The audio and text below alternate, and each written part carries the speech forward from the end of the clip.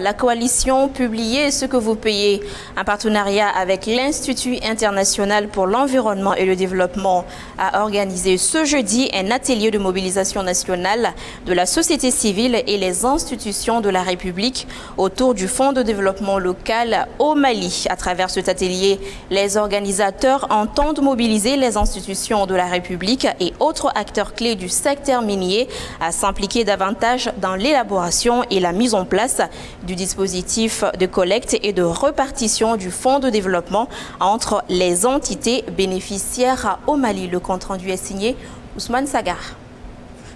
Lors de l'atelier, les participants ont passé en revue les nouveaux fonds créés par l'ordonnance 2019 portant code minier, les expériences de mobilisation et de gestion du fonds de développement local d'autres pays et de la région ouest-africaine, l'engagement d'accompagnement et de collaboration obtenu des institutions de la République, entre autres. C'est pour faire en sorte que les services techniques, les représentants des institutions, la société civile, pour faire des recommandations qui vont prendre en compte les préoccupations réelles des collectivités. Parce qu'avant cette ordonnance, il n'y avait pas de fonds spécifiquement issus de l'exploitation minière et puis alloués aux collectivités. Par rapport au nouveau fonds minier local, c'est réellement ce qu'avait souhaité le Haut Conseil des collectivités, tout comme la société civile l'a toujours souhaité.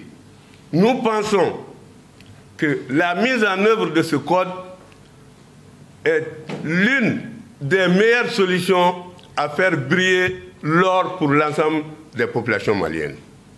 La mise en œuvre de l'ordonnance portant code minier en République du Mali ne peut se faire sans l'intervention du Conseil national de la transition, d'où sa présence à l'atelier.